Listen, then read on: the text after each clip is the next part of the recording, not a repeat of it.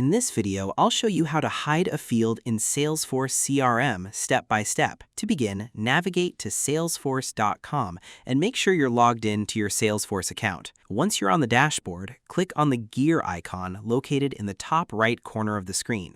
From the menu that appears, select Open Advanced Setup to access the Salesforce administration settings. Next, go to Object Manager. This section allows you to manage and customize different Salesforce objects. Now search for the object where you want to hide a field, such as accounts, leads, opportunities, or any other object.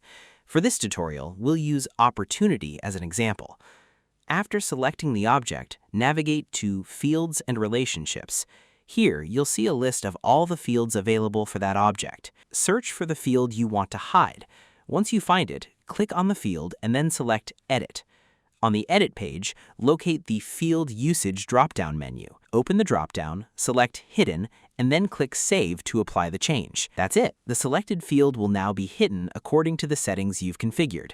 And that's how you can hide a field in Salesforce CRM.